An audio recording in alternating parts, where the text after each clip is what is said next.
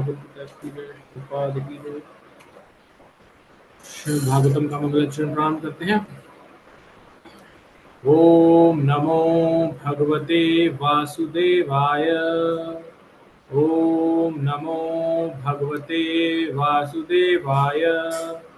ओम नमो भगवते वासुदेवाय।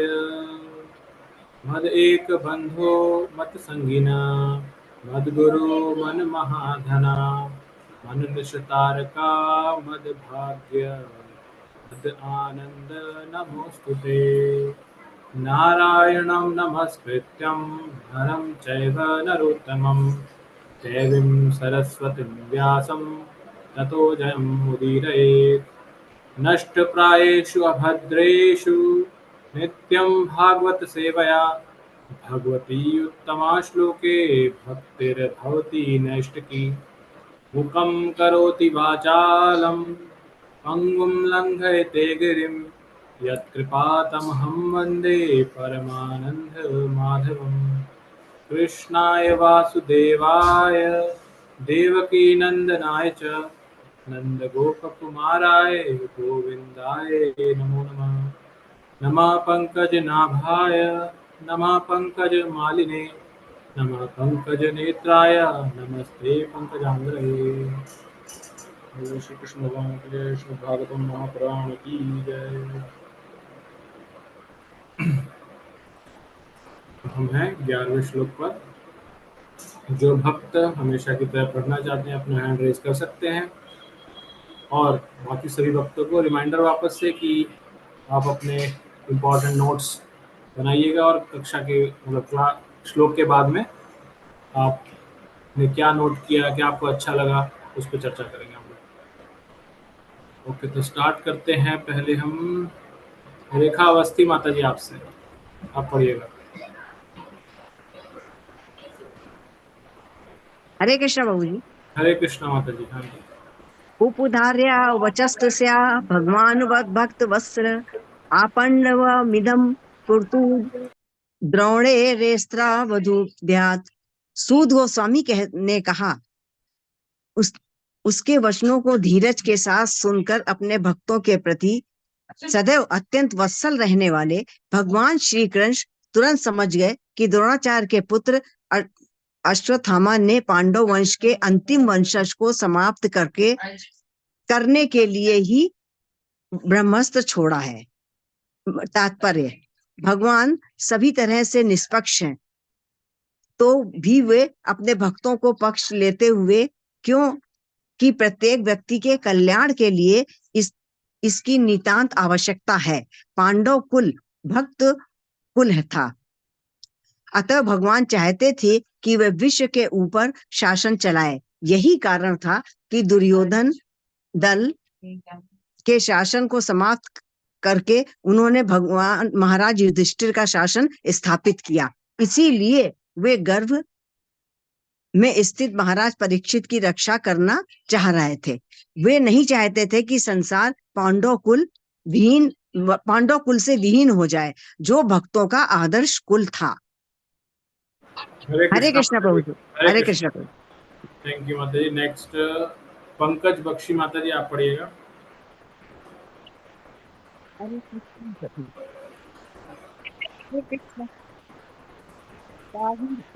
माता जी आवाज बहुत धीरे आ रही है आपकी, बहुत धीरे है। हरे कृष्ण। हाँ, आ रही है माता जी। यस। ताहि रेवथ मुनि श्रेष्ठ पांडवा पांच सायकान आत्मनो अविमुखा दीप्तान लक्ष्यास्त्राणु अयु उपादहु दधु।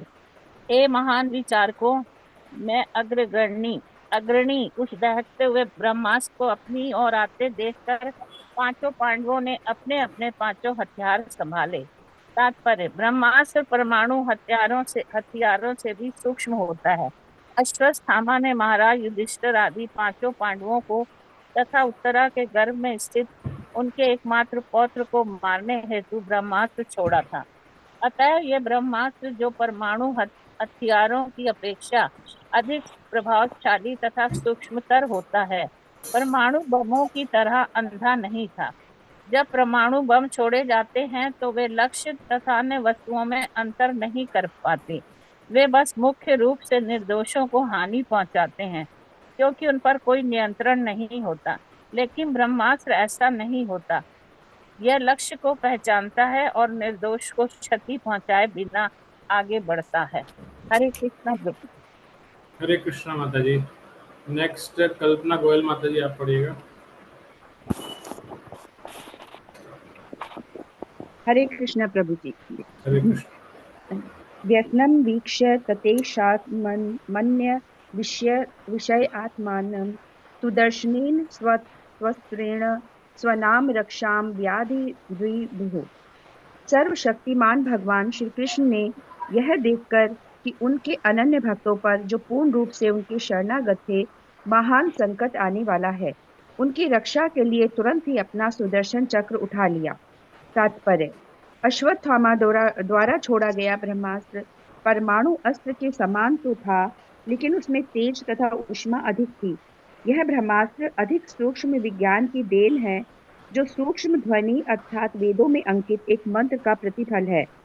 इस अस्त्र का दूसरा गुण यह है कि यह परमाणु बम के समान अंधा नहीं होता, क्योंकि अन्य किसी पर क्षति के बिना केवल लक्ष्य पर ही इसका संधान किया जा सकता है। अश्वत्थामा ने इसे पांडु कुल के समस्त पुरुष व्यक्तियों को समाप्त करने के लिए छोड़ा था। अतएव एक तरह से यह परमाणु बमों से अधिक घातक था, क्योंकि यह सर्वाधिक सुरक्षित स्थान में भी प्रवेश कर सकता था और लक्ष्य को कभी नहीं चूकता था। यह सब जानते हुए भगवान श्री कृष्ण ने तुरंत ही अपने भक्तों की रक्षा करने के लिए अपना निजी अस्त्र उठा लिया, क्योंकि ये भक्त कृष्ण के अतिरिक्त अन्य किसी को नहीं जानते थे।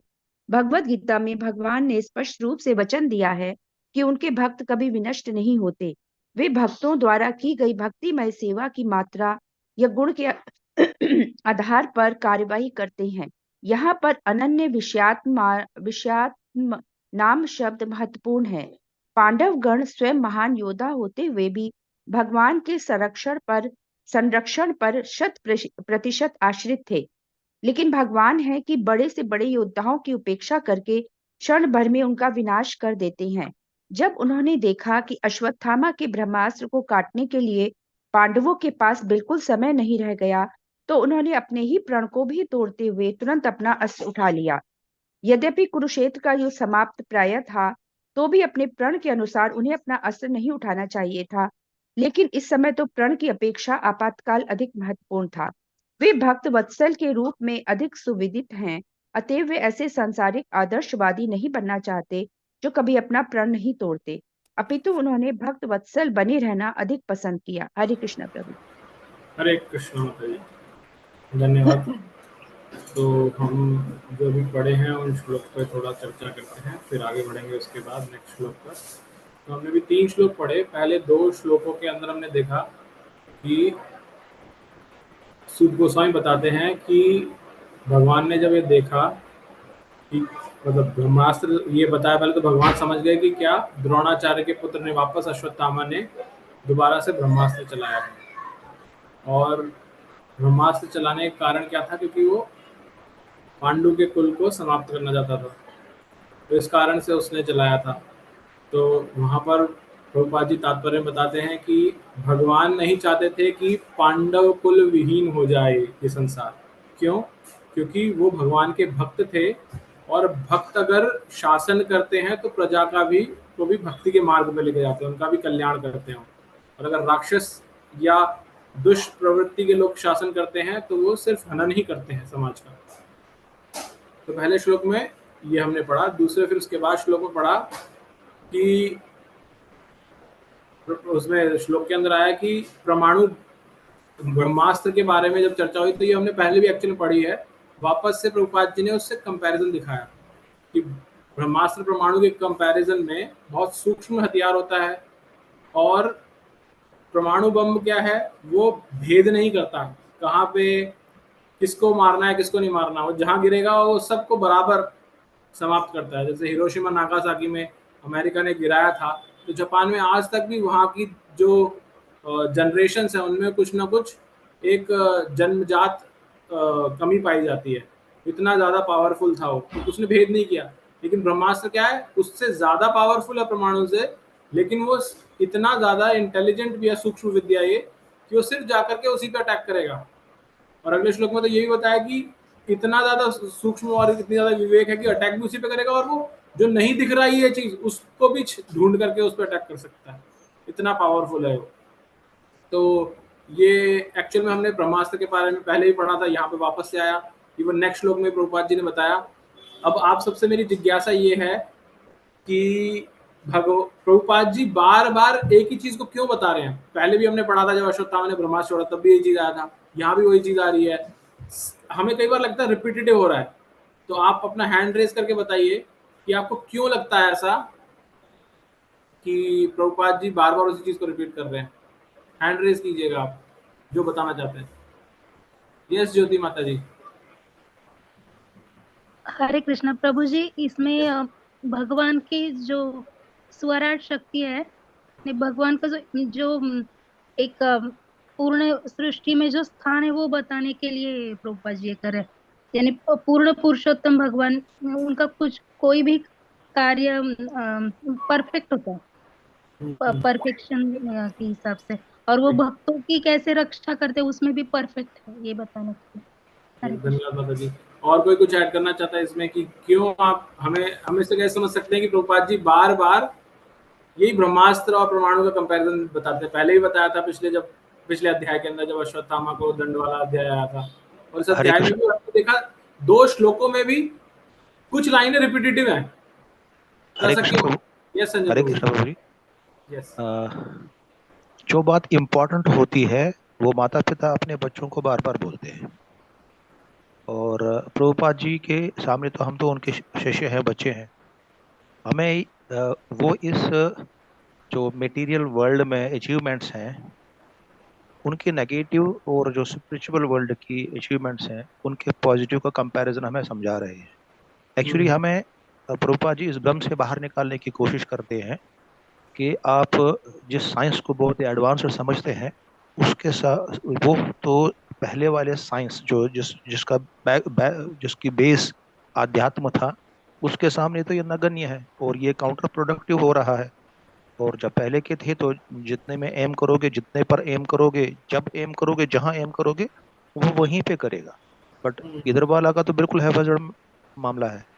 तो मुझे ऐसा लगता है कि प्रभुपाद जी हमें जो वर्ल्ड मेटेरियल वर्ल्ड और स्पिरिचुअल वर्ल्ड की ताकतों को डिफरेंशिएट करके हमें समझाने की कोशिश करते हैं, यही इसका तात्पर्य निकलता है मेरे हिसाब से।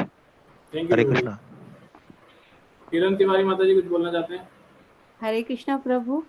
Yes, हमें इन श्लोकों को देखने से हमें ये लगता है कि भगवान ये बताना, संदेश देना चाहते हैं कि जो हमारे शरण में आएंगे, जो हमें याद रखेंगे, हमें शुद्ध मन से भजेंगे, उनका वजूद कभी समाप्त नहीं होगा, उनका वजूद बना रहेगा। और आज हम लोग गीता के माध्यम से, भागवतम के माध्यम से देख रहे हैं कि पांडवों ने भगवान का शरण लिया, तो वो आज तक उनको लोग पढ़ रहे हैं, जान रहे हैं, समझ रहे हैं, और हम लोग भी उन्हीं के शरण में जा रहे हैं। तो ये वो बताना चाह रहे हैं इस माध्यम से। थैंक यू माता जी। हरे कृष्णा प्रभु। हरे कृष्ण प्रभु। हरे कृष्णा प्रभु। जय प्रकाश बोलिए।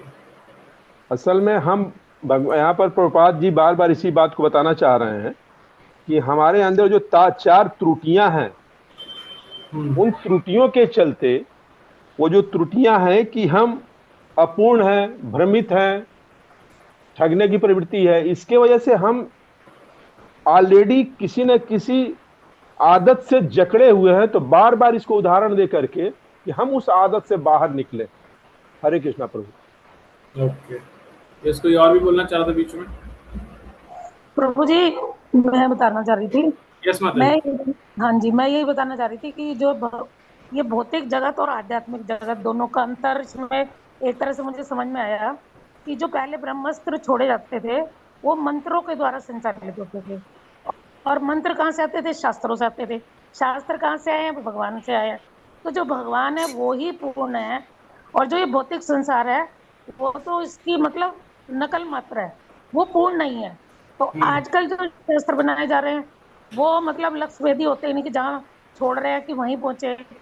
और जो पहले वाले ब्रह्मास्त्र होते थे वो छांट के जिसके ऊपर लक्ष्य किया जाता था, और किसी को हानि पहुंचाए बिना वहीं तक पहुंच जाते थे। यानी कि जो भगवान है वो ही कंप्लीट है सब कुछ, और हम जो है भौतिक जगत के लोग, वो चाहे कितनी भी तरक्की कर ले, वो इनकम्प्लीट ही रहेंगे। थैंक यू माता जी। ये आप सबने जो बताया ना वो सही है, बट मेरा प्रश्न थोड़ा सा और ये था कि भगवान ने ये नहीं, मेरा प्रश्न ये नहीं था कि भगवान ने क्या बता रहे, लेकिन ये था कि प्रभुपाद जी तात्पर्य में बार बार ये परमाणु बम और ब्रह्मास्त्र, पहले भी पिछले अध्याय में भी किया था, इस अध्याय में भी दोनों श्लोक में आगे पीछे सेम लाइन आई है। अगर हम देखेंगे तो ये सेम लाइंस वापस आई। जैसे एक मैं वो बताता भी हूँ आपको, जैसे हमने जो 2 श्लोक पढ़े ना उसमें आया ब्रह्मास्त्र अधिक सूक्ष्म विज्ञान की देन है और इस परमाणु बम के समान अंधा नहीं होता, और ऊपर भी यही चीज आई थी दोबारा से, सूक्ष्म है, अंधा नहीं होता, वो सिर्फ उसी को लक्ष्य को ही पहुंचाता है। तो इस विषय में मेरे विचार से ये बन रहा था, इसका एक और जो कारण था वो ये था कि प्रभुपाद जी का ऐसा करने का कारण ये रहता है क्योंकि प्रभुपाद जी ने जो शास्त्र लिखे, एक तो है कोई पूरा रेगुलर पढ़ रहा है, और दूसरा ऐसा है कि अगर कोई भी एक श्लोक भी पढ़ता है आगे पीछे का उसने नहीं पढ़ा तो उसको उसमें पूर्ण ज्ञान मिले उस श्लोक के तात्पर्य में। जरूरी नहीं है आगे पीछे का उसने पढ़ा हो, अगर उस श्लोक को भी पढ़ रहा है तो उससे उसको पूर्ण ज्ञान मिले। और जैसे हम जानते हैं हमारे मंदिरों में डेली श्रीमद् भागवतम की कथा होती है सुबह मॉर्निंग में, राइट? तो उसमें जो प्रवक्ता होते हैं वो उसी एक श्लोक को लेते हैं, तो उस एक श्लोक में वो पूरी डिटेलिंग हो ताकि वो अच्छे से उसको बता भी सके। तो मुझे 2 और एडिशनल रीजन लगे थे कि क्योंकि प्रभुपाद जी बार बार लग रहे हैं, क्योंकि हमें कई बार लग सकता है कि ये रिपीट हो रहा है बार बार एक ही चीज, राइट? हरे कृष्ण। यस माता जी। हाँ प्रभु जी, ऐसा भी है कि जो भगवत गीता है अभी के एरा में जो युग है, कचित ऐसा लगे लोगों को कि नहीं ये तो सब बनी बनाई बातें हो सकती है, लेकिन वो कैसे परफेक्ट थे उस युग में। अस्त्र भी ये भी एक पॉइंट रहता है कि अस्त्र भी परफेक्ट है। जैसे आज के साइंटिस्ट लोगों को लग रहा होगा कि वो क्या किया उन्होंने, वो तो पाषाण युग वगैरह सब ऐसा मीन्स मानव उन्नत होते होते अभी बहुत उन्नत हो गया है अभी, ऐसा उन्हें लगता है, लेकिन ऑलरेडी हम सिविलाइज थे, ऐसा एक है point. Yes madam, thank you build करने के लिए। तो इसमें आगे हम ये देखते हैं कि प्रभुपाद जी नेक्स्ट श्लोक में बताते हैं कि भगवान अपना सुदर्शन चक्र निकाल लेते हैं रक्षा करने के लिए, और इसमें प्रभुपाद जी तात्पर्य बताते हैं ऐसा भगवान क्यों करते हैं, क्योंकि भगवान स्वयं भी कहते हैं जो उन पर आश्रित होते हैं भगवान उनकी रक्षा करते हैं, उन्हें कभी विनष्ट नहीं होने देते। तो भगवान ने भगवत गीता के कौन से श्लोक में कहा है कि मेरे भक्त का कभी नाश नहीं होता?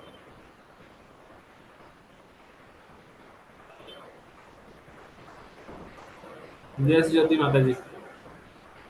न मे भक्ता प्रणश्यति। यस, भगवान कहते हैं ना मे भक्त्या प्रणश्यति। किसी को पता है श्लोक कौन सा है, कौन से अध्याय का श्लोक है, कौन सा नंबर है, कुछ रफली आइडिया हो किसी को? प्रभु जी ये 9th अध्याय का लास्ट 2-4 श्लोकों में है।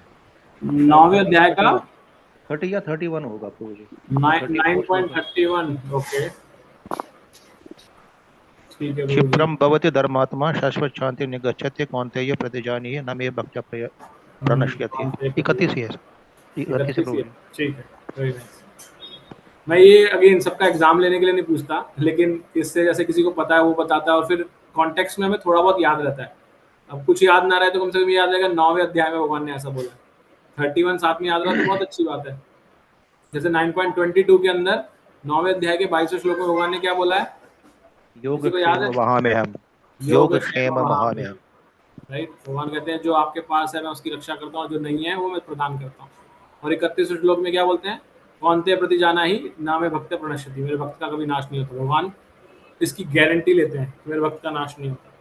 और प्रभुपाद जी बताते हैं इस गारंटी लेने के लिए भगवान ने अपना संकल्प त्यागना, जो उन्होंने प्रतिज्ञा ले रखी थी उसको तोड़ना ज्यादा इंपॉर्टेंट है। कई लोग क्या होते हैं, जैसे यहीं पर प्रभुपाद जी क्या बताते हैं, भगवान भक्तवत्सल हैं अतः वे सांसारिक आदर्शवादी नहीं बनना चाहते जो कभी अपना प्रण नहीं तोड़ते। तो यहाँ पे प्रभुपाद जी भीष्म पितामह से कंपेयर कर रहे हैं कि भीष्म पितामह से एक आदर्श स्थापित करने के लिए एक अपना उन्होंने प्रण ले रखा, भीष्म प्रतिज्ञा जिसको बोलते हैं आज तक, और वो गलत का भी साथ देते रहे। तो भगवान यहाँ क्या दिखा रहे हैं, भगवान के लिए भक्त वत्सलता ज्यादा इंपॉर्टेंट है वर्सेस एक आदर्शवादी ये प्रण पे टिके रहना, क्या प्रण ले रखा है। तो भगवान अपने भक्त का कभी नाश नहीं करते। तो आगे हम देखते हैं, फिर नेक्स्ट श्लोक पे पढ़ेंगे। ओके, कौन पढ़ेंगे नेक्स्ट? किरण माता जी आप ही पढ़िएगा। हरे कृष्णा प्रभु। हरे कृष्णा।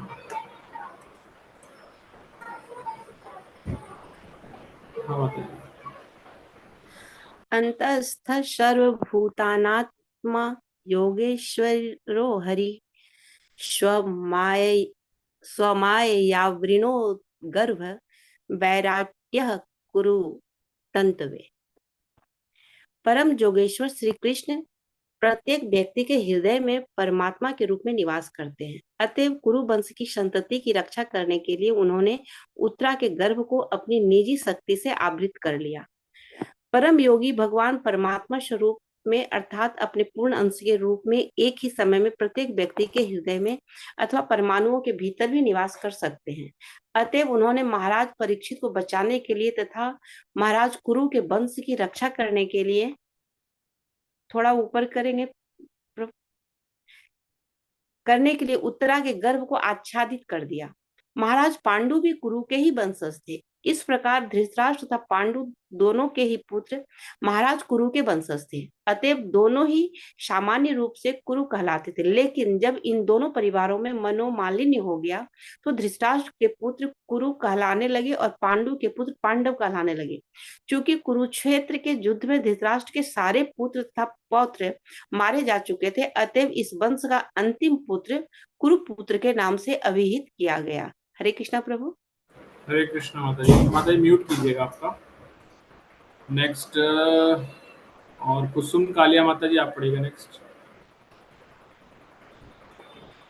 और जो भक्त पढ़ना चाहते हैं हैंड रेज कर सकते हैं। कृष्ण प्रभु जी। हाँ माता जी।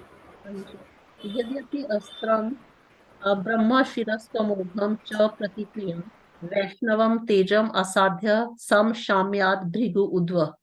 हे शौनक, यद्यपि अश्वत्थामा द्वारा छोड़ा गया परम ब्रह्मास्त्र अमोघ था और उसका निवारण नहीं हो सकता था, लेकिन भगवान श्री विष्णु के तेज के समक्ष वह निष्क्रिय हो गया और व्यर्थ हो गया। तात्पर्य, श्रीमद् भागवत गीता में कहा गया है कि दिव्य जाजल्यमान प्रभा ब्रह्म ज्योति भगवान श्री कृष्ण पर आश्रित है। दूसरे शब्दों में ब्रह्म तेज श्री भगवान की किरणों के अतिरिक्त और कुछ नहीं होता। जिस प्रकार की सूर्य किरणें सूर्य के गोले से ही निकली किरणें हैं, अतएव ये ब्रह्मास्त्र भी है। यद्यपि भौतिक रूप से अमोघ था, किंतु श्री भगवान के परम तेज से पार नहीं पा सका। अश्वत्थामा द्वारा छोड़ा गया ब्रह्मास्त्र श्री कृष्ण द्वारा अपनी शक्ति के बल पर निष्क्रिय एवं व्यर्थ कर दिया गया, अर्थात उन्हें किसी की सहायता नहीं लेनी पड़ी क्योंकि वे परम पूर्ण है। हरे कृष्ण माता जी। फतेह प्रभु जी नेक्स्ट आप पढ़िएगा। हरे कृष्ण प्रभु जी। मामस्थां हि एतत् आश्चर्यं सर्व आश्चर्यमये अच्युते यः इदं मायया देव्या सृजति अवति हन्ति अजः। हे ब्राह्मणों, इसे गुह्य तथा अच्युत श्री भगवान के कार्यकलापों में विशेष आश्चर्यजनक मत सोचो। वे अपनी दिव्य शक्ति से समस्त भौतिक वस्तुओं का सृजन, पालन तथा संहार करते हैं, यद्यपि वे स्वयं अजन्मा हैं। तात्पर्य, जीवों के नन्हे मस्तिष्क के लिए श्री भगवान के कार्यकलाप सदैव अकल्पनीय होते हैं। परमेश्वर के लिए कुछ भी असंभव नहीं है, लेकिन उनके सभी कार्य हमें आश्चर्यजनक लगते हैं और इस प्रकार वे सदा हमारी विचार शक्ति की सीमा से परे बने रहते हैं। श्री भगवान सर्वशक्तिमान तथा पूर्ण परमेश्वर हैं। श्री भगवान 100% पूर्ण हैं, जबकि दूसरे अर्थात श्री नारायण, ब्रह्मा, शिव, देवतागण तथा अन्य सभी जीवों में ऐसी पूर्णता का कुछ प्रतिशत ही पाया जाता है। कोई भी ना तो उनके तुल्य है ना उनसे बड़ा। वे अद्वितीय हैं। हरे कृष्ण प्रभु जी। हरे कृष्णा प्रभु जी।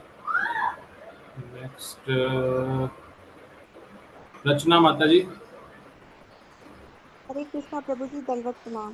दंडवत प्रणाम माता जी। थोड़ा लाउडली बोलिएगा, आपकी आवाज धीरे आ रही है। जी प्रभु जी।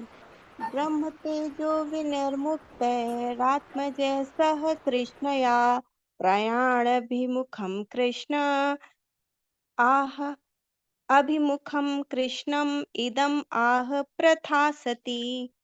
इस प्रकार ब्रह्मास्त्र के विकिरण से बचकर श्री भगवान की भक्त सती कुंती अपने 5 पुत्रों तथा द्रौपदी के साथ श्री कृष्ण को, जो घर के लिए प्रस्थान करने को उद्यत थे, इस प्रकार संबोधित किया। तात्पर्य: भगवान श्री कृष्ण के प्रति अनन्य भक्ति के कारण कुंती को यहाँ पर सती कहा गया है। अब उनके मन को आगे दी हुई श्री भगवान की स्तुति में व्यक्त किया जाएगा। श्री भगवान का सच्चा भक्त कभी अन्य किसी से, यहाँ तक कि संकट से उबरने हेतु भी किसी जीव या देवता से दया की भीख नहीं मांगता। यही विशेषता निरंतर समस्त पांडव कुल में बनी रही। वे भगवान श्री कृष्ण के अतिरिक्त अन्य किसी को नहीं जानते थे। अतएव श्री भगवान भी सभी परिस्थितियों में उनकी हर प्रकार से सहायता करने को उद्यत रहते थे। यह श्री भगवान का दिव्य स्वभाव है। वे भक्त की निर्भरता को पुरस्कृत करते हैं। अतएव मनुष्य को चाहिए कि अपूर्ण जीवों या देवताओं से सहायता की याचना न करें, अपितु भगवान श्री कृष्ण से याचना करें, क्योंकि वे अपने भक्तों को बचाने में सक्षम हैं। ऐसा सच्चा भक्त भी श्री भगवान से सहायता कभी नहीं मांगता, किंतु श्री भगवान अपने स्वयं की इच्छा से ऐसा करने हेतु सदैव उत्सुक रहते हैं। हरे हरे कृष्णा। तो ये हमने जो 4 श्लोक पढ़े उन पर चर्चा करते हैं कि नेक्स्ट श्लोक से इम्पोर्टेंट सेक्शन जो इस अध्याय का नाम है, क्या नाम है इसका अध्याय का नाम? महारानी कुंती की प्रार्थना, राइट। तो वो स्टार्ट हो गया 18वें श्लोक से। तो हम पहले उससे पहले जो अभी श्लोक पढ़े हैं 4 श्लोक, उन पर चर्चा करते हैं। ज्योति माता जी, आप करना चाहेंगे इसका? यस प्रभु जी। हरे कृष्ण, दंडवत प्रणाम। आप ऐसे कर सकते हैं माता जी, स्क्रीन शेयर करो, कैसे जाते हैं? नहीं करती हूँ मत प्रभु जी, मेरे पास है भागवतम मराठी। ठीक तो है माता जी, ठीक। 14वें श्लोक हाँ, से 14 श्लोक से 14 से 17 तक 4 श्लोक। यहाँ पे मीन्स योगेश्वर श्री कृष्ण बताए, तो मुझे सबसे पूछना है कि योगेश्वर इसका मतलब क्या होता है?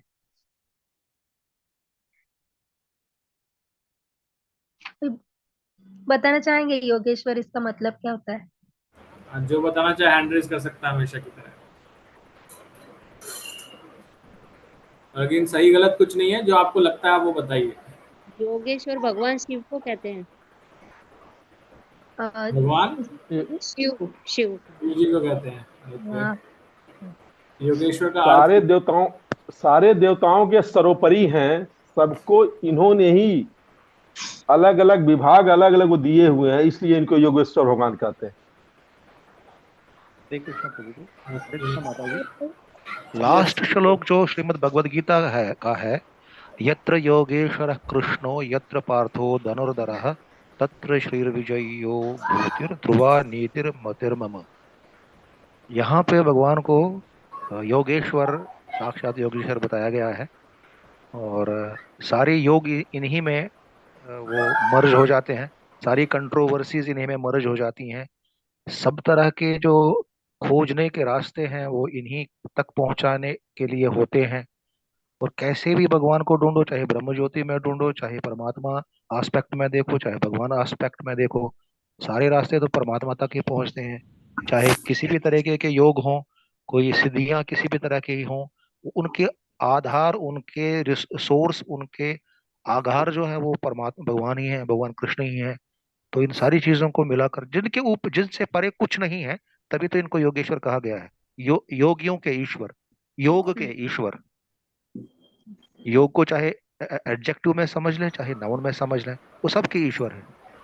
हरे कृष्ण माता जी। वेरी नाइस प्रभु।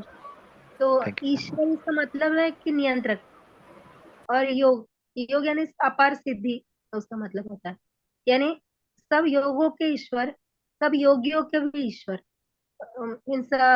भगवान शिव के पास भी बहुत सिद्धियां है, लेकिन भगवान शिव भगवान कृष्ण की आराधना करते हैं, तो उनको वो जो ऊर्जा मिलती है वो भगवान कृष्ण से मिलती है। तो योगेश्वर भगवान इसमें बताया कि श्री कृष्ण प्रत्येक के हृदय में परमात्मा के रूप में निवास करते हैं, और वो कुरुवंश के संतति के रक्षण के लिए उत्तरा के गर्भ को स्वशक्ति से आवृत करते हैं। तो उनका जो स्वांश है, ऐसा आपको कहीं पढ़ने को नहीं मिलेगा कि इस देवता ने ऐसा मीन्स ऐसा रक्षण किया है पूरे गर्भ में भी जाके, यानी वूम जो होता है, गर्भाशय, वो बहुत ही छोटा उसका आकार होता है, और उसमें जाकर परमात्मा रूप जो सब में है, परमात्मा रूप, तो उन्होंने उस ब्रह्मास्त्र को भी मीन्स पूरा उत्तरा के गर्भ को आवृत किया, जैसे कोटिंग किया उस गर्भ के ऊपर, और उत्तरा के गर्भ को बचाया। तो ये बहुत, यानी बहुत ही क्या बोलते हैं, सूक्ष्म ये सूक्ष्म वस्तु है, सूक्ष्म विषय वस्तु है। तो धृतराष्ट्र, और फिर यहाँ पे धृतराष्ट्र और पांडु के जो पुत्र है, तो उनका वंश चल रहा है। तो परीक्षित महाराज लास्ट मीन्स डिसेंडेंट है, वो लास्ट डिसेंडेंट, यानी परीक्षित महाराज पांडवों के और धृतराष्ट्र के तो सभी उत्तराधिकारी चले गए थे। तो जब ऐसा हुआ था, तो कुरुवंश की संतति की रक्षा भगवान ने क्यों की? क्योंकि कुरुवंश पूरा जो पांडु पुत्र है, पांडव है, वो पूर्ण तरह निर्भर है भगवान पे। वो कहीं भी गए नहीं, किसी देवी देवता के पास गए नहीं, किसी आचार्य में कहाँ पे ही नहीं गए। वो मीन्स उनका जो भाव है कि भगवान हमारी रक्षा करेंगे, आवश्यक रक्षे कृष्ण। तो ये भाव कब आता है? अब बता सकते हैं कि हमारी रक्षा ये करेगा व्यक्ति, ऐसा भाव हम में कब आता है? नॉर्मल कहीं पे भी, मैं भगवान की बात नहीं कर रही, यहाँ पे कहीं पे भी ऐसा भाव कब आता है कि ये व्यक्ति हमारी रक्षा करेगा?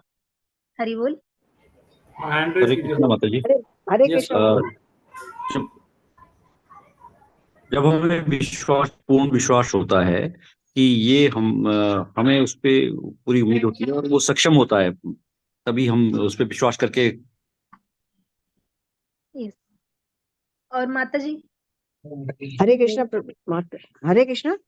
वो जब हम पूर्ण रूप से भगवान पे ही आश्रित रहता है, इतना विश्वास होता है कि वो हमारा सब कृपा बनाए रखेंगे और हमको आश्रय देंगे, तो इस तरह की भावना आ जाती है। जो कृष्ण का अनन्य भक्त होता है,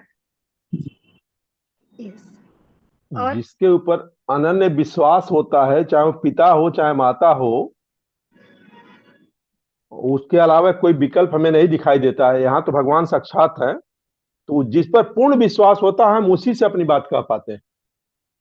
यस, यानी जब हमें ऐसा पूर्ण विश्वास होता है कि ये व्यक्ति चाहे सुख में भी मैं हूँ तभी मेरे साथ है, दुख में भी हूँ तभी मेरे साथ है, मैं कितना भी चाहे पापी हूँ, लेकिन ये व्यक्ति मुझे स्वीकार करता है। ऐसा हम हमेशा देखते हैं कि जब मीन्स हमें बहुत ऐश्वर्य प्राप्त होता है, या क्या बोलते हैं उसको, विजय श्री प्राप्त होती है, जब हम हमेशा कॉन्करिंग होते हैं, तो बहुत से ऐसे व्यक्ति हमारे जीवन में रहते हैं कि वो हमारे साथ रहते हैं, और तब हमें कुछ लगता नहीं, अरे हाँ है ये मेरे साथ। लेकिन जब हम डिफीट होते हैं, हमारा पराभव होता है, हमें यश नहीं मिलता, उस वक्त हमें बहुत से लोगों की पहचान होती है, और होनी भी चाहिए, और बहुत से लोगों की पहचान होने पर फिर उस वक्त हमें जो साथ देता है तो हम उस पर विश्वास कर लेते हैं। तो भगवान एक ऐसे व्यक्ति है कि वो हर एक योनि में हमारे साथ है, हर एक योनि में, और हमें वो क्या कर रहे हैं, मार्गदर्शन भी कर रहे हैं। तो इसका जो मैं बोल रही हूँ कि भगवान मार्गदर्शन भी कर रहे हैं, हमारे साथ भी है, हमारे मित्र भी है, तो ये भगवत गीता के कौन से श्लोक में आता है? कोई बताना चाहेगा? हैंड रेज कीजिए। हरी 9.18 है माता जी, एक ऐसा श्लोक। हाँ, आप बता सकते हैं प्रभु जी कौन सुहृदम सा? शस हाँ हाँ, सुहृदम भोक्तारम यज्ञ तपसम सर्वलोक महेश्वरम सुहृदम सर्व। 5.29 हाँ, और प्रभु जी और है उसमें, गतिर भरता प्रभु साक्षी निवास अक्षर 9.18 यही है, गतिर बर्ता प्रभु प्रभु अप्रलय स्थानम निदानम बीजम। जो एक जीव की पूरी जर्नी है, जो मीन्स अनेक अनेक योनियों में, चाहे पशु हो, पक्षी हो, मानव हो, पत्ता हो, फूल हो, जो कुछ भी हो, उसमें भगवान हमारे साथ रहते हैं। तो वेद शास्त्र आचार्य यही बारंबार रिपीट कर रहे हैं कि आप अनेकानेक योनि में भगवान हमारे साथ रहते हैं। तो ऐसा कौन व्यक्ति मिलेगा? आप ही सोचिए, अगर हमें यश नहीं मिलता, हम पूरे कंगाल हो गए, तो बहुत कम लोग हमारे साथ रहेंगे। हाँ मीन्स हमारी तबीयत ठीक नहीं रहती तो बहुत कम लोग हमारे साथ रहेंगे। अ, तो ऐसा कौन व्यक्ति है जो हमारे यश में, सुख में, दुख में, सब चीजों में, सभी भावनाओं में साथ रहता है? तो एक भगवान है। तो यहाँ पे यही विश्वास प्रभुपाद मिस दृढ़ कर रहे हैं कि परीक्षित महाराज को बचाने के लिए भगवान ने उत्तरा के गर्भ को आच्छादित किया, है ना, आच्छादित किया। और ये क्यों किया? क्योंकि पांडुपुत्र और कुंती महारानी पूर्णतः भगवान को समर्पित है, पूर्णतः उनका विश्वास है, इसलिए वो कहाँ पे भी नहीं गए हैं। तो इस ये जो तात्पर्य है, इस और क्या ऐड कर सकते हैं, या आपको क्या लगा इसमें बहुत अच्छा? ये कोई मीन्स कोई भी बताए। हरी बोल, हैंड रेज। हरी बोल, हरी बोल, हरी बोल। हरे कृष्ण माता जी, आवाज आ रही है आपकी? हाँ, ऑडिबल। हाँ माता जी, ऑडिबल है, एकदम ऑडिबल है। इसमें कोई बताना चाहेगा इस तात्पर्य में? इसमें सबसे ज्यादा मीन्स हम का 1.8.14 श्लोक है। तो इसमें योगेश्वर श्री कृष्ण की बात की गई है, उत्तरा के गर्भ को उन्होंने आच्छादित की। तो इस श्लोक में आपको बहुत टचिंग ऐसा पॉइंट क्या लगा जो आप भी अपने जीवन में कर सकते?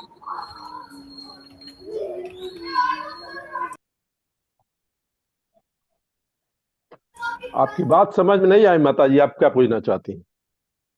इस श्लोक में आपको कौन सा पॉइंट ऐसा, मीन्स प्रभु जी बोलते हैं ना हमेशा कि इस तात्पर्य में आपको क्या मेन लगा पॉइंट इसमें कि हम अपने भी जीवन को रिलेट कर सकते हैं उससे, क्योंकि नहीं, ये यहाँ तो जो हम बताया गया है बिल्कुल सब। हरे कृष्णा माता जी, हाँ हाँ इस जो लास्ट श्लोक जो पढ़ा गया है, हाँ उसमें आया कि श्री भगवान का सच्चा भक्त कभी न अन्य किसी से, यहाँ तक कि संकट से उबरने हेतु भी किसी हाँ। जीव या देवता से दया की भीख नहीं मांगता।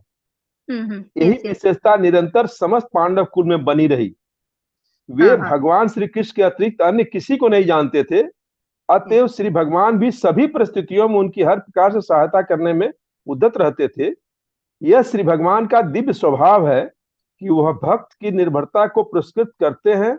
अतएव मनुष्य को चाहिए, अब यहाँ देखिए बिल्कुल क्लियर आ गया, अतएव मनुष्य को चाहिए कि अपूर्व जीवों या देवताओं में सहायता की याचना न करे, अपितु भगवान श्री कृष्ण से याचना करें, क्योंकि वे अपने भक्तों को बचाने में सक्षम हैं। ऐसा सच्चा भक्त भी श्री भगवान से सहायता कभी नहीं मांगता, किंतु भगवान अपनी स्वयं की इच्छा से ऐसा करने हेतु सदैव उत्सुक रहते हैं।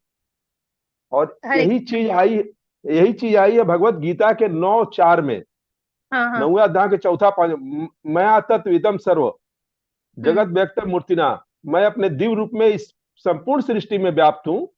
सभी चराचर प्राणी मुझ में स्थित हैं, पर मैं उनमें नहीं हूँ, और इतना होने पर भी यह सृष्टि मुझ में स्थित नहीं है।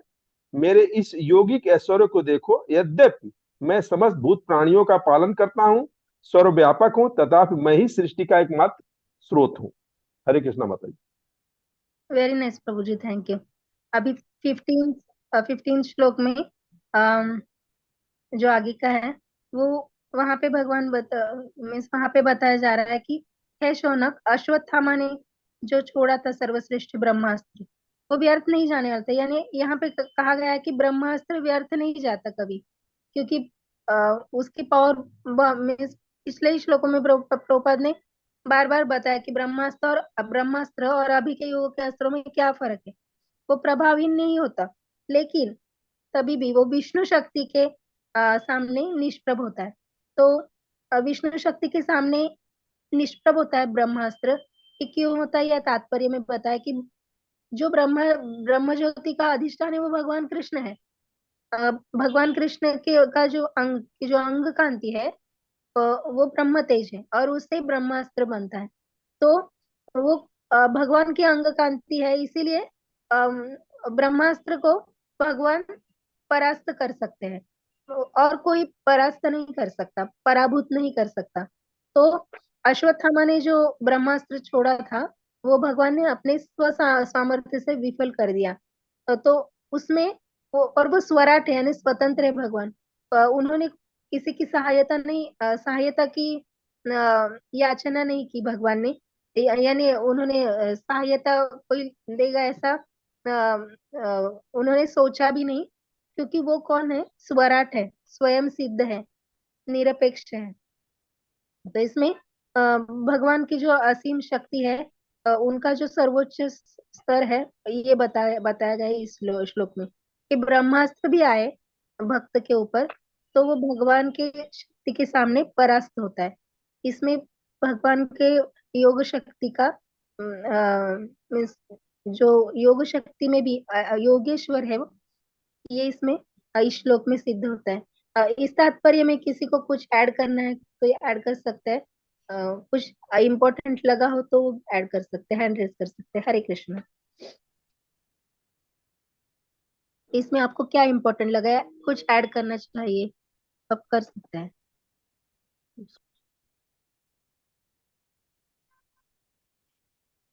अच्छा, आगे जाए फिर। हरि बोल। हाँ, आगे चला जाए। तो आगे के श्लोक में बताया गया कि हे ब्राह्मण, सर्व प्रकार। हरे कृष्ण माता जी, आई थिंक राकेश प्रभु जी बोलना चाहते हैं कुछ। यस यस, मैंने हैंड रेज किया हुआ था। हाँ, शायद माता जी ने ध्यान नहीं दिया। यस प्रभु जी बोलिए। सॉरी हरे सॉरी कृष्ण। हरे कृष्णा। बोलिए ना प्रभु जी, हरि बोल। दंडवत प्रणाम प्रभु जी। माता जी, थोड़ा सा इसके बारे में संशय है, जिज्ञासा है कि ब्रह्मास्त्र जो है और ब्रह्मास्त्र के बारे में जो हम जानते हैं, समझता है, जो हमने सुना है कि ब्रह्मास्त्र मतलब एक बड़ी भारी एटॉमिक पावर, एक मिसाइल होती है या एक ऐसा अस्त्र होता है जो बहुत विनाशकारी होता है। हाँ। और उसका डिस्ट्रॉयड एरिया या विनाशकारी एरिया भी बहुत ज्यादा होता है।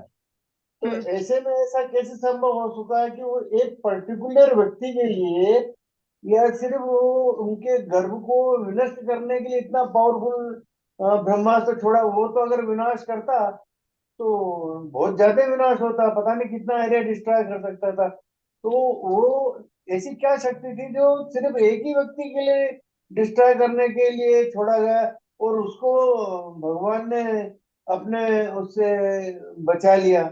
तो ब्रह्मास्त्र तो बहुत विनाशकारी होता है, तो एक व्यक्ति के लिए कैसे इतना जो हो गया? भगवान ने कैसे एक व्यक्ति को उससे रक्षा करी? हरे कृष्ण। हरे कृष्ण प्रभु जी, मैं तो इसके बारे में इतना कुछ जानती नहीं, लेकिन प्रभुपद जी ने क्या पिछले तात्पर्य से ये पता चलता है कि ब्रह्मास्त्र और आजकल क्या आप भी जानते हैं, अण्वस्त्र जो रहते हैं आजकल के, एटॉमिक एनर्जी जो रहती है, एटम बम, तो उसका एरिया ज्यादा होता है। एक पूरा का पूरा देश तबाह तहस नहस होता है। लेकिन ब्रह्मास्त्र और अण्वस्त्र में एक अंतर है, ब्रह्मास्त्र भी पूरे सृष्टि को भी ये खत्म कर सकता है, लेकिन उसमें एक अंतर है कि ये मंत्र शक्ति द्वारा अस्त्र चलते थे तब। सृष्टि के बहुत से जो पार्टिकल्स है, समझिए न्यूट्रॉन प्रोटॉन अभी जो जो है, वो एकत्र करके वो बनाया नहीं जाता, वो मंत्र शक्ति से रहता है और इसीलिए उसकी एनर्जी बहुत रहती है। लेकिन वो मंत्र शक्ति से बनाया जाता है, इसीलिए वो सूक्ष्म रूप से भी कार्य करता है। यानी एक व्यक्ति एक गर्भ को भी मार सकता है। बाकी के मीन्स उसका टारगेट जो रहता है, अभी अश्वत्थामा का टारगेट क्या था?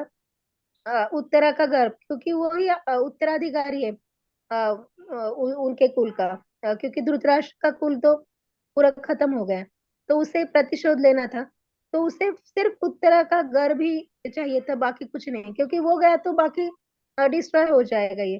तो ब्रह्मास्त्र में भी वो भी ताकत है कि वो एक व्यक्ति को ये करे या पूरी सृष्टि को भी तहस नहस करे। तो उसका मूल आधार मंत्र है। तो और वो मीन्स मटेरियल एनर्जी से थोड़ा मीन्स आप यहाँ एक इस तात्पर्य में पढ़ सकते हैं कि ब्रह्म ज्योति के अधिष्ठान श्री कृष्ण है। दूसरे शब्दों में ब्रह्मास्त्र भौतिक दृष्टि से प्रतिकार उसका नहीं कर सकते, यानी भौतिकता उसमें कम रहती है, दिव्यता ज्यादा रहती है, इसीलिए वो एक मनुष्य को भी मार सकता है या पूरी सृष्टि को भी तबाह कर सकता है। लेकिन ब्रह्मास्त्र का स्रोत जो होता है वो भगवान कृष्ण है। तो वो भगवान के अंग कांति से बनता है और उसका ओरिजिन भगवान कृष्ण होने के कारण ये जो एक गर्भ को भी वो डिस्ट्रॉय कर सकता है, उसमें उतनी भी ताकत होती है। हरे कृष्णा। और प्रभु और कोई बताना चाहेगा? मुझे तो इतना ही पता है जो तात्पर्य से ये हुआ है। हरे कृष्णा माता जी। प्रभु जी, हाँ, यस यस प्रभु जी बोलिए। हाँ, ब्रह्मास्त्र को हम उसको सेलेक्टिवली गाइडेड मिसाइल भी बोल सकते हैं। सेलेक्टिवली गाइड है ये। और हाँ। बम जो होती है वो गाइडेड होती है, ओनली सेलेक्टिवली नहीं होती है वो। यानी कि अच्छा। यहाँ पर अगर उत्तरा के गर्भ को नष्ट करने के लिए भेजा गया है तो केवल उसी को नष्ट करेगा, रास्ते में आने वाली किसी भी चीज को नहीं नष्ट करेगा वो। अच्छा। हाँ, तो सेलेक्टिवली गाइडेड आज की भाषा में कह सकते हैं। अब हमारी साइंस, जैसे प्रभुपाद जी ने पिछले अध्याय में बताया था, ये जानती नहीं है इस तरह के अस्त्रों के बारे में, लेकिन वो कोशिश कर रही है ऐसे डेवलप करके, हमारे शास्त्रों को पढ़ के कि अच्छा ऐसा एग्जिस्ट करता था तो इसका मतलब बनाया जा सकता है। तो कोशिश कर रहे हैं लेकिन बना नहीं पाए अब तक। और मतलब जो एग्जैक्ट प्रभु जी का प्रश्न था कि जो इतना विशाल कर सकता है उसके लिए गर्भ में इतना छोटा सा मतलब जो अंदर है उसके लिए अटैक करने की क्या जरूरत है? तो अगेन प्रभु जी इसका बहुत डिटेल आंसर तो हमारे पास किसी के पास नहीं, क्योंकि हमने किसी ने भी पढ़ा ही नहीं है शास्त्र। एक ज्यादा समय नहीं लूंगा प्रभु जी। हाँ प्रभु। सिर्फ एक, हम इतने सब बैठे हैं, जुड़े हुए हैं। ब्रह्मास्त्र और ब्रह्म शक्ति बोथ आर डिफरेंट। ठीक है प्रभु जी, ब्रह्मास्त्र और ब्रह्म शक्ति दोनों अलग चीज है। ब्रह्म शक्ति जो है वो मंत्रों द्वारा निर्देशित होती है। आज के जमाने में आप राजस्थान या अफ्रीका या बहुत सी ऐसी जगह है जहाँ पे मारण केशन तारण नाम के मंत्र चलते हैं, मंत्रों द्वारा प्राण हरे जाते हैं। ये सही है, ये आज भी है। वो इंडिविजुअल को टारगेट करके मारा जाता है। इस प्रकार के मंत्र शक्ति आज भी है, लेकिन इसमें जो यूज किया गया है दैट इज नॉट ब्रह्मास्त्र मेरे हिसाब से, तो मेरे को जानकारी नहीं है। दैट इज ब्रह्म शक्ति, और ब्रह्म शक्ति मंत्रों द्वारा होती है और उस मंत्र का तारण और निस्तारण दोनों किया जाता है। उसको मंत्र द्वारा निष्प्रभाव भी किया जा सकता है और मंत्र द्वारा प्रभावित किया जा सकता है। तो इसमें जो यूज इस्तेमाल किया गया है वो मेरे हिसाब से प्रभु जी ब्रह्म शक्ति होना चाहिए, नॉट ब्रह्मा, क्योंकि ब्रह्मा से बिग डिस्ट्रॉयर सर। मेरा ऐसा आइडिया कि ब्रह्म शक्ति। हरे कृष्णा प्रभु। हरे कृष्णा प्रभु जी, आवाज आ रही है? यस प्रभु जी आ रही है। हाँ, इसी में 12वां जो श्लोक है उसमें प्रभुपाद जी ने स्पष्ट कर दिया है। ये 12वां श्लोक का जो तात्पर्य है बिल्कुल ब्रह्मास्त्र परमाणु हथियारों से भी सूक्ष्म होता है। अश्वत्थामा ने महाराज युधिष्ठिर आदि 5 पांडवों को तथा उत्तरा के गर्भ में स्थित उनके एकमात्र पौत्र को मारने हेतु ब्रह्मास्त्र छोड़ा था। अतएव यह ब्रह्मास्त्र जो परमाणु हथियार की अपेक्षा अधिक प्रभावशाली तथा सूक्ष्मतर होता है, परमाणु बमों की तरह अंधा नहीं था। जब परमाणु बम छोड़े जाते हैं तो वे लक्ष्य तथा अन्य वस्तुओं को अंतर नहीं कर पाते। ये बम मुख्य रूप से निर्दोषों का हानि पहुंचाते हैं क्योंकि इन पर कोई नियंत्रण नहीं होता। लेकिन ब्रह्मास्त्र ऐसा नहीं होता, यह लक्ष्य को पहचानता है और निर्दोष को क्षति पहुंचाए बिना आगे बढ़ता है। और इसी के तारतम्य में जिस प्रोफेशन में मैं हूं, उस प्रोफेशन में मधुमक्खियों के द्वारा बनाया हुआ, मधुमक्खियां जो शहद बनाती है उसमें एक एंटीबायोटिक होता है जो उसका मोम होता है। उस एंटीबायोटिक की विशेषता ये होती है कि जब हम उसको इंटेक करते हैं तो हमारे वो गुड बैक्टीरिया को नहीं मारता है, हमारे बैड बैक्टीरिया को ही मारता है। ये प्रकृति में ही है, ये बाहरी साइंस में ये व्यवस्था नहीं है। साइंस में वो सबको विध्वंस करेगा, लेकिन प्रकृति की व्यवस्था भगवान की ऐसी है कि वह पर्टिकुलर उस पॉइंट को टच करेगा। हरे कृष्णा प्रभु। हरे कृष्णा प्रभु जी। ब्रह्मास्त्र का मतलब यह हुआ कि जिसके नाम के लिए भेजा है ब्रह्मास्त्र, उसी को मार के वापस आएगा। मेरी समझ में ये आ रहा है जी जी। इसमें उत्तरा के गर्भ को खत्म करना था। हरे कृष्णा, इसमें 2-3 चीजें हैं। पहली चीज तो इसमें हमें अपनी समझ नहीं लगानी, इसमें जो दिया गया है शास्त्र में वही करना है। और मैं ये राकेश प्रभु जी से भी सविनय निवेदन कर रहा हूँ। प्रभु जी भी 2-3 बार बोल रहे थे कि मुझे लगता है ये ब्रह्मास्त्र नहीं है, ये ब्रह्म शक्ति है। प्रभु जी, हम ये अब पढ़ रहे हैं, ये हमारे जो परंपरा है, गुरु परंपरा, उससे आया। हम अपनी गुरु परंपरा को चैलेंज कर रहे हैं। ऐसे अगर हम बात कर रहे हैं तो हमें विश्वास रखना होगा, श्रद्धा रखनी होगी कि जो हम पढ़ रहे हैं वो सही है हमारी। और ये हमारी बुद्धि, माता जी मैं आपको नहीं बोल रहा, हमारी जो बुद्धि है वो पूरी, आप म्यूट कर सकते हैं, हमारी जो बुद्धि है वो पूर्णता पे नहीं है अभी। इसीलिए इससे अगला जो श्लोक है ना वो इसका आंसर देता है। ये सिर्फ आपके साथ, हमारे साथ नहीं है। ये जो वहां पे शौनक आदि ऋषि बैठे थे ना, वो भी कंफ्यूज हो गए थे इससे। इसलिए आप अगला श्लोक पढ़िए, वहां पे ये बोला जाता है, हे ब्राह्मणों, इसे गुह्य तथा अच्युत भगवान के कार्यकलापों में विशेष आश्चर्यजनक मत सोचो। वे अपनी दिव्य शक्ति से समस्त भौतिक वस्तुओं का सृजन पालन संहार कर सकते हैं। और इसके तात्पर्य प्रभुपाद जी बताते हैं, जीवों के नन्हे मस्तिष्क के लिए भगवान के कार्यकलाप सदैव अकल्पनीय होते हैं, कि हम सोच ही नहीं सकते कि कैसे हो रहा है सब चीजें।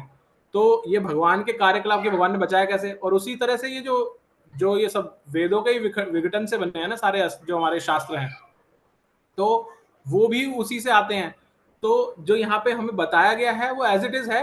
हमारे पास आज अंडरस्टैंडिंग नहीं है हम इन तारों को कैसे जोड़े आपस में। तो बस ये कमी है। शास्त्र में अपूर्णता नहीं है, शास्त्र गलत नहीं है, लेकिन हमारी अंडरस्टैंडिंग अधूरी है।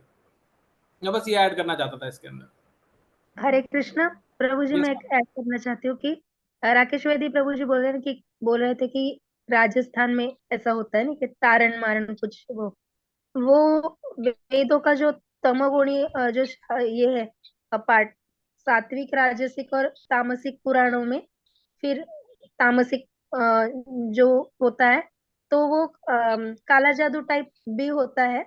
तो वो यहाँ भी है, कोकण वगैरह एरिया यहाँ महाराष्ट्र में वहां भी होता है। लेकिन क्या होता है कि अभी जो कलयुग है ना, उस युग के प्रभाव से वो इतना इफेक्टिव दिखता नहीं, और वो तमोगुण में आता है सब जो भी अभी हो रहा है। सिलेक्टिवली अगर मार भी रहे तो वो मीन्स क्या बोलते हैं उसको, उसमें दिव्य मंत्र नहीं रहते, दिव्य अस्त्र नहीं है, वो दिव्यता नहीं है, क्योंकि वो प्राणी मात्र के हत्या के लिए ही सब हो रहा है। तो और ब्रह्मा यहाँ पे जो ब्रह्मास्त्र है, हाँ प्रभु जी, इसमें एक क्वेश्चन मुझे है कि ब्रह्मास्त्र है तो वो दिव्यता की परिभाषा में आता है या मटेरियल में आता है? मीन्स आप नोट कीजिए कभी अच्युत गोविंद प्रभु जी, अच्युत केशव प्रभु जी आएंगे तो उनको पूछ। यस माता जी, श्योर। बोल। और आगे का तात्पर्य जो अभी प्रभु जी ने बोला कि भगवान अचिंत्य है, 16 श्लोक में भगवान अचिंत्य यानी उनके कार्य ऐसे है कि हम चिंतन नहीं कर सकते, उसमें चिंतन कर सकते हैं लेकिन हमें पूरे समझ में नहीं आते, क्योंकि कभी मीन्स भगवान को कहा गया था कि आप अस्त्र नहीं उठाएंगे, शस्त्र नहीं उठाएंगे पूरे युद्ध के समय। तो ये युद्ध का ही समय चल रहा था, लेकिन जब भक्तों की रक्षा के बात आती है तो भगवान वो सब छोड़ देते हैं नीति नियम, क्योंकि वो स्वराट है, स्वतंत्र है, लेकिन उसका चिंतन हम नहीं कर सकते। ऐसे बहुत से कार्यकलाप है। आप कृष्ण लीला में जाइए तो इतने दिव्य दिव्य लीला है कि अगर वो जैसे हम साइंस पढ़ते और अपने मन से ये करते वैसे कर नहीं सकते। इसीलिए हमें दिव्य चक्षु चाहिए, शास्त्र चक्षु चाहिए, और वो ये प्रभुपाद जी का तात्पर्य ही हमारे आंखें हैं कि हम भगवान को उन्हीं आंखों से देख सकते हैं। प्रभुपाद जी ने जैसे एक छोटा सा बच्चा रहता है और उसके दादाजी रहते हैं, वो रोड पे चल नहीं सकता बिल्कुल ठीक से, लेकिन अगर दादाजी का हाथ पकड़ ले तो वो सहजता जहाँ जाना है वहां जाएगा। तो हमें प्रभुपाद जी मिले हैं दादाजी के रूप में कि हमारे मन से अगर हम तर्क वितर्क करने लगे तो भगवान के बारे में कुछ भी नहीं जान सकते और भगवान की भक्ति नहीं कर सकते। क्योंकि ज्यादा समय हमारा चिंतन में या तर्क वितर्क में जा सकता है। तो हमें भाव लाना है भगवान के लिए, और जैसे प्रभुपाद ने तात्पर्य में बताया उससे स्वीकार करना चाहिए। और जो भी हमारी इतना अच्छा सुंदर प्रश्न पूछा राकेशवती प्रभु जी ने, जो भी हमारे क्वेरीज है, हम अगर नहीं हमें पता तो हम सीनियर वैष्णव से उस बारे में डिस्कस कर सकते हैं। तो इस तात्पर्य में बताया कि भगवान सर्वशक्तिमान है, सर्वपूर्ण ईश्वर है, और वो जो नारायण, ब्रह्मा, देवता और इतर प्राणी ये अलग अलग परसेंटेज में पूर्ण है। यानी भगवान नारायण के पास 60 गुण है, ब्रह्मा जी के पास नहीं, शिव जी के पास 55 है, ब्रह्मा जी के पास 50 है, और हम जीव हैं, हमारे पास इनसे भी कम है। और 64 जो कला है, 64 गुण यानी पूर्ण गुण वो भगवान कृष्ण के पास है। तो इसमें भगवान का जो परिपूर्णत्व है ये सिद्ध होता है कि कोई भगवान के समान नहीं और कोई भगवान के अधिक भी नहीं, और भगवान को कोई प्रतिस्पर्धी भी नहीं। तो इस आशय का श्लोक भगवत गीता में कहाँ पे आता है, ये किसी को पता है? कोई बताना चाहेगा? हरि बोल, हरि बोल। हरे कृष्णा माता जी। यस माता जी। हाँ, कोई बताना चाहेगा इस तात्पर्य का शब्द जो बताया तो भगवत गीता में भी बताया ये। एक बार रिपीट करेंगे माता जी, मैंने मिस कर दिया आपको बोलना। भगवान के समान कोई नहीं, उनसे अधिक कोई नहीं, उनका प्रतिस्पर्धी कोई नहीं। तो इस ये जो वाक्य है वो भगवत गीता में भी है। तो है ऐसा कोई जी, वो है ना, अहम सर्वस्व प्रभव है, मया सर्वम प्रवर्तते, शायद ये और भी है।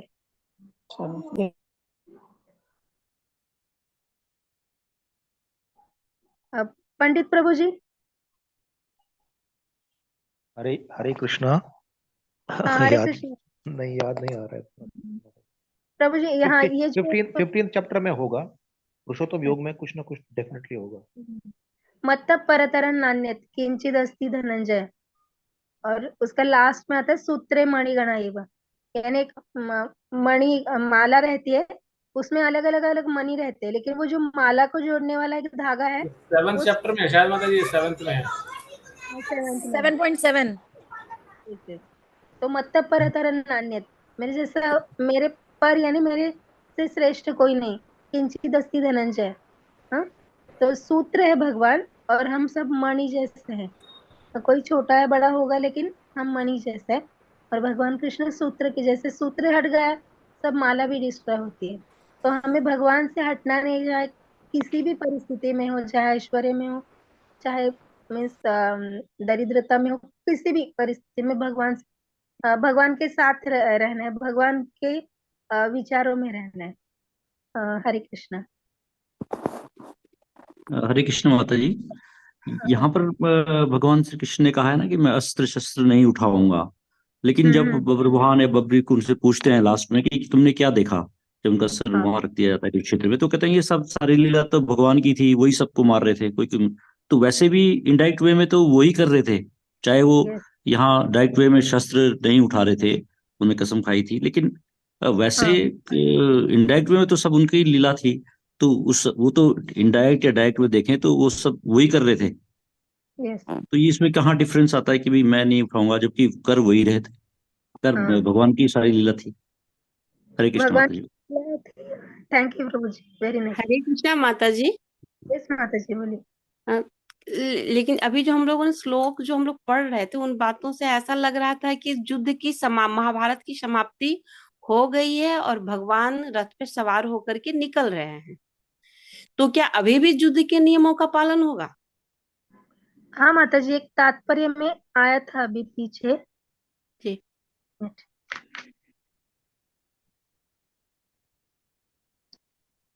तात्पर्य में था माता जी वो अभी मिल नहीं रहा है, मैं ग्रुप में डालूंगी, नहीं तो कल जब हम डिस्कस करेंगे सोमवार को तो बता सकते हैं। इसमें है माता जी, ये बताएगा अभी कुछ श्लोकों में 13 चैप्टर में था माता जी, 13 चैप्टर 13 श्लोका में। हाँ, जहाँ भगवान भक्तवत्सल बताते हैं वहां पे ये एग्जैक्टली यही लाइन आई है हाँ। कि क्या मैं बता देता हूँ दोबारा से। यद्यपि कुरुक्षेत्र का युद्ध समाप्त प्राय था, तो भी अपने प्रण के अनुसार उन्हें अपना शस्त्र अस्त्र नहीं उठाना चाहिए था, लेकिन इस समय तो प्रण की अपेक्षा आपातकाल अधिक महत्वपूर्ण था। यस। हरे कृष्णा माता जी। हरे कृष्णा प्रभु जी। Thank you very much.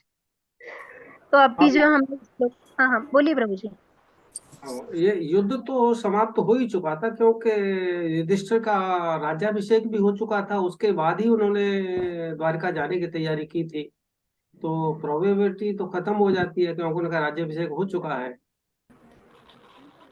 हाँ प्रभु जी, आप जो बोल रहे हैं मतलब अंडरस्टैंडिंग मेरी भी उसी तरह से बनती है, लेकिन यहाँ पे प्रभुपाद जी ने लिखा है तो इसलिए मुझे समझ में नहीं आ रहा है एग्जैक्टली कि ऐसा हो सकता है कोई और प्रण हो जो मुझे नहीं पता। ठीक है, प्रभुपाद जी का कहना उचित है, हम अपन सब मानेंगे भी और मान ही रहे हैं, लेकिन संभावना ऐसी बन सकती है कि राज्याभिषेक हो चुका है मीन्स युद्ध समाप्त हो चुका है।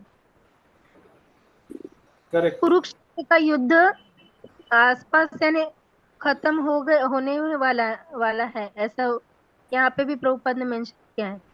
तो खत्म होने मीन्स हो ही चुका है, तभी भी उन्होंने प्रतिज्ञा अनुसार वो शस्त्र धारण यानी पूरा, जब क्या बोलते हैं सब अपने अपने जगह जाए तभी युद्ध खत्म, ऐसा रहेगा शायद।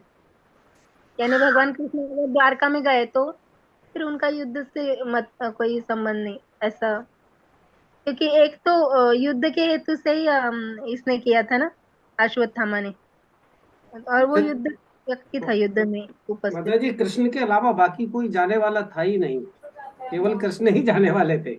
हाँ, नहीं प्रभु जी, मे भी हाँ जो माता जी बोल रहे हैं उस पॉइंट से अगर हम देखें ना, तो अश्वत्थामा भी अभी भी उसी युद्ध के कंटिन्यूएशन का ही तो पार्ट है। पहले उसने वो पुत्रों को मारने की कोशिश की, जब वो क्या नाम है अपना दुर्योधन वहां पर घायल पड़ा था, 7वें अध्याय में हमने पढ़ा, उसी कंटिन्यूएशन में वो बच के भागा वहां से और फिर उसने अटैक किया। तो अभी वो युद्ध अगर एक तरह से देखेंगे तो युद्ध का पार्ट ही चल रहा है वो। युद्ध का पार्ट ही चल रहा है वो, क्योंकि उसने द्रौपदी के 5 पुत्र मार दिए थे ना, तो उसने सोचा कि ये तो पांडव तो मरे नहीं, तब उसने फिर सोचा कि ये तो मरने वाले नहीं है, ये तो मरे नहीं, तो सामने खड़े हैं, तब उसने फिर वो उसको परीक्षित को मारने की पुत्रा के गर्भ में जो बच्चा था उसको मारने की कोशिश की थी। और एक इसमें मेन पॉइंट है कि दुर्योधन मरा नहीं था अभी तक, जो मेन विलन था दुर्योधन नहीं मरा था अभी तक। हाँ, तो युद्ध है, और जब विलन हो जाता है डिस्ट्रॉय तो युद्ध खत्म होता है। हरे कृष्णा माता जी। दुर्योधन के जमीन पे गिरने के बाद इनको ये जो गुरु द्रोण के पुत्र हैं, इनको ही मतलब वर्चुअली वो सेनापति बनाया गया कि अब तुम्हारा मेरा जो सब कुछ संपत्ति है तुम्हारी है, और तुम ही जो सेनापति हो, जो कुछ कर सकते हो वो करो। ये शायद महाभारत में वर्णित है। हो सकता है प्रभु जी उसी कॉन्टेक्स्ट में आप भी जैसे आप बता रहे हैं ना, तो इसका मतलब अभी चल रहा है ना, क्योंकि वो जीवित है अभी तक। हाँ, उसके जीवित होने तक तो युद्ध माना गया, लेकिन युद्ध खत्म नहीं होने वाला था, अभी हुआ नहीं था, उसी में चल रहा अभी। उसको सेनापति भी बनाया गया है दर्शन इसको। हाँ जी, बनाया था प्रभु जी, बनाया था। थैंक यू प्रभु जी, हरे कृष्णा। और ये जो श्लोक है तो इनमें मेन हमें ये पॉइंट्स मीन्स जैसे समरी लेते हैं हम, तो ब्रह्मास्त्र मीन्स यहाँ पे प्रभुपाद जी ने ब्रह्मास्त्र की सूक्ष्मता बताई है, और ये ब्रह्मास्त्र जब भगवान कृष्ण उत्तरा के गर्भ को आवरण करते हैं तो ब्रह्मास्त्र भी परास्त हो जाता है। तो भगवान योगेश्वर कैसे है, उनकी महानता कैसी है, और भगवान किनके लिए सबसे ज्यादा झट से उनकी रक्षा करने हेतु आते हैं, तो जो पूर्णतः भगवान पे निर्भर है। और हमारे लिए ये श्लोक सब हमारे लिए बताया है कि भगवान की महानता हम हमेशा हृदय में ले और भगवान का ही आश्रय ग्रहण करें, चाहे परिस्थिति जीवन में अनुकूल हो या प्रतिकूल, हमें कृष्ण पर निर्भर रहना चाहिए। ये श्लोक हमें ये बताते हैं। हरे कृष्ण। तो जी समय हो गया है। यस माता जी, आप बिल्कुल सही कह रहे हैं। मेरे लिए भी आज की जो सबसे इम्पोर्टेंट शिक्षा है पर्सनली वो यही है, जो एक स्टार्टिंग में जयप्रकाश प्रभु जी ने भी लाइन पढ़ी थी तात्पर्य में, जिसमें प्रभुपाद जी बताते हैं, भगवान का सच्चा भक्त कभी अन्य किसी से, यहाँ तक कि संकट से उबारने के लिए भी किसी जीव या देवता से दया की भीख नहीं मांगता। वो सिर्फ भगवान की शरण में ही जाता है। जैसे उत्तरा गई थी, तो हमें भी मतलब जैसे हमारे जीवन में अलग अलग कष्ट आते हैं, हमारे चल भी रहे हैं, सबके चलते हैं, दुखालय है तो सबके चलेंगे। फिर कोई हमें बता देगा कि आपका शनि भारी है, मंगल भारी है, ये हल्का है, राहु की दशा है, तो हमें उन सब में ना पड़ के अनन्य चिंतयन्तो माम, भगवान को अनन्य भक्ति करके कि हमारे तो सिर्फ भगवान है, पूर्ण श्रद्धा। जैसे माता जी ने स्टार्टिंग बोला था ना कि किसके पास जाके आप रक्षा करने की बात करते हैं, जिन पे आपको श्रद्धा हो, पूर्ण श्रद्धा हो। तो हम भगवत गीता पढ़ रहे हैं, भागवत पढ़ रहे हैं, किस लिए पढ़ रहे हैं? भगवान में श्रवण के द्वारा श्रद्धा स्थापित करने के लिए।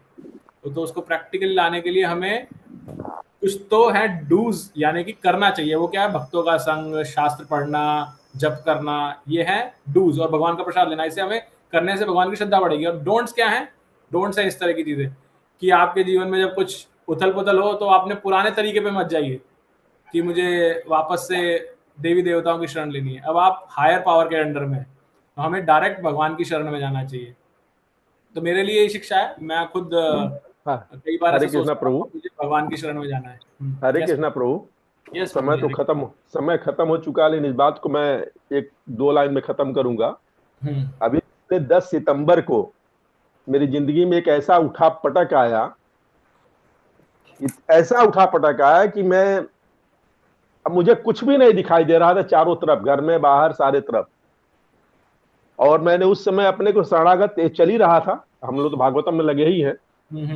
आज उस दिन रात को 9 तारीख की रात को करीब 1 बजे रात में मेरी नींद खुल गई और एक विचार आया।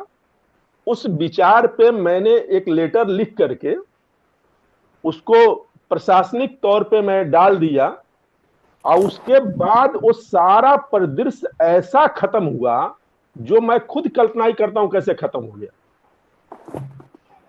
तो बताने का तात्पर्य यह है कि जब अपने को हम समर्पित कर देते हैं ना, तो कुछ न कुछ ऐसे विचार भगवान हमको दे देते हैं कि अगर उसको हम चले, हम ही को चलना है, भगवान साक्षात नहीं आएंगे, चलना हम ही को है। और उस विचार से घर में बाहर उस सारे लोग नतमस्तक हो गए, और उसके बाद वो कहानी से ऐसे लगा 1 घंटे के अंदर खत्म हो गया। और उस बात को जानने वाला बीच में एक आदमी बैठा भी है इस मीटिंग में, वो बात को समझ रहा होगा। हरे कृष्णा प्रभु। हरे कृष्णा प्रभु जी। वेरी नाइस प्रभु जी। और मीन्स हम जब फ्रेंड डिस्कस, स्पिरिचुअल फ्रेंड्स है मेरे माता जी लोग, तो हम डिस्कस करते हैं ना प्रभु जी, तो कृष्णा आवाज नहीं। हरे कृष्णा माता जी। हरे कृष्णा आवाज आ रही है जी? आ रही, आ रही। तो माता जी एक जिज्ञासा थी। हाँ बोलिए। कि भगवान के शरण में हमेशा चतुर्भुज नारायण के शरण में जाना है, भगवान कृष्ण के शरण में, लेकिन कुरुक्षेत्र में जब महाभारत की युद्ध चल रही थी, उस दरमियान द्रौपदी को माँ काली का पूजा करते हुए दिखाया गया था कभी कहीं पर। या फिर माता कुंती को भगवान शिव का पूजा करते हुए, मतलब आह्वान करते हुए दिखाया जाता है।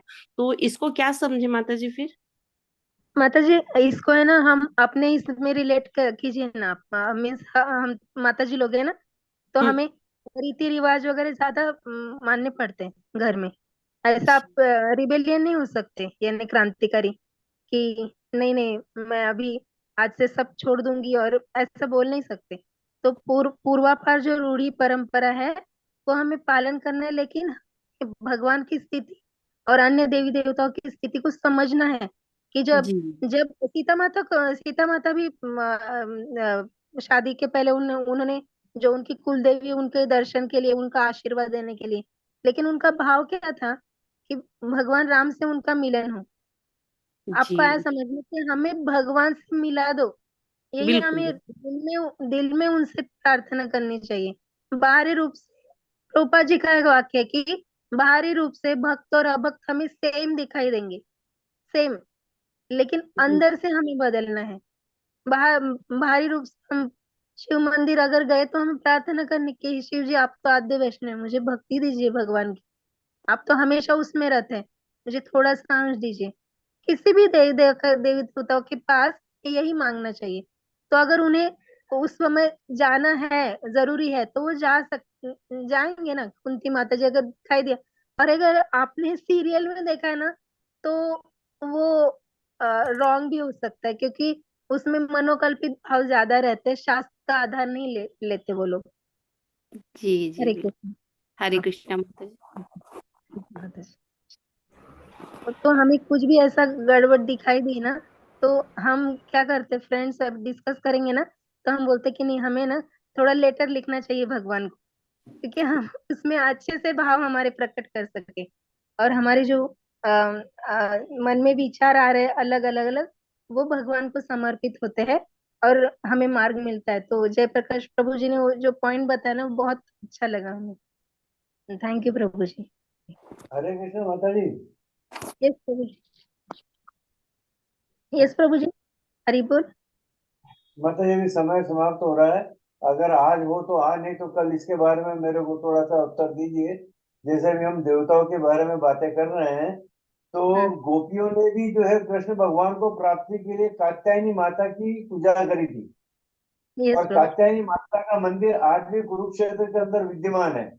हाँ और उसी कात्यायनी माता के मंदिर में द्रौपदी माता ने आकर जो अपने खुले केश थे वो धोए थे। तो यहाँ हाँ कात्यायनी माता की पूजा करने का गोपियों का क्या अर्थ है? क्योंकि वो देवी देवताओं की श्रेणी में आते हैं। तो थोड़ा सा अगर अभी समय हो तो अभी क्लियर करिए, नहीं तो अगर कल के लिए रख सकते तो कल के बारे करें, क्योंकि पूजा तो कात्यायनी माता की गोपियों ने भी करी है। हाँ।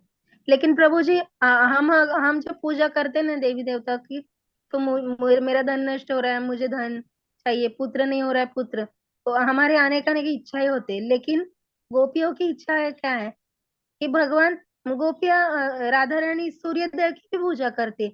लेकिन क्यों करती है? कि हमेशा सूर्य देव आप विद्यमान रहे, मुझे भगवान की सेवा करनी है, गोपियों को पति के रूप में भगवान की सेवा करनी है। उनका मोटिवेशन है ना भगवान है, और हमारा मोटिवेशन हमारी इंद्रिय तृप्ति, यही फर्क है। तो वो जब पूजा करती है कात्यायनी माता की, वो दिव्य स्तर पे होती है, और कात्यायनी माता भी उसको रिस्पॉन्स देती है, क्योंकि वो भगवान की अनन्य भक्त है।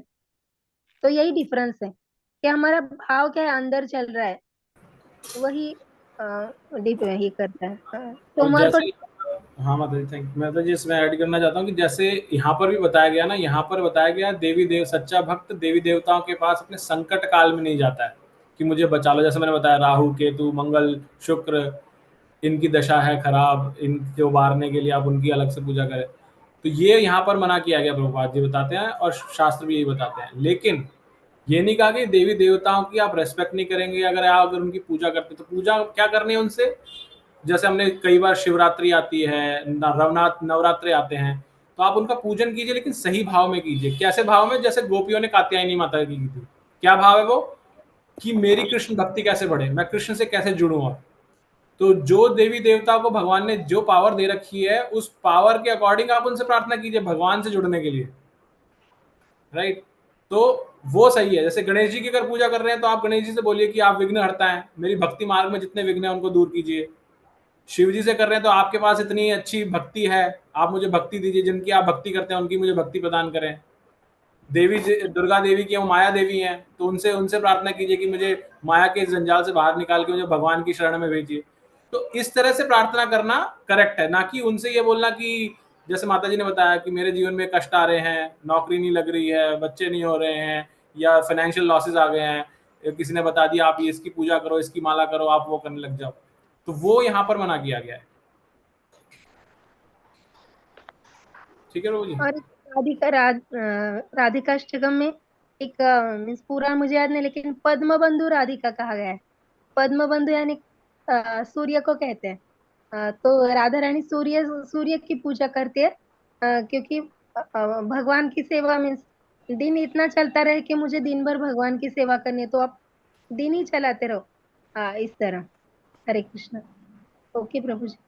हाँ, बहुत लंबी क्लास होगी माता जी, अब हम विराम देते हैं आज। क्षमा चाहते हैं बाकी भक्तों से अगर आपका कोई और कार्य और हमने आपको उसके लिए रोक लिया इस वजह से। नहीं प्रभु जी, बहुत अच्छा लगा।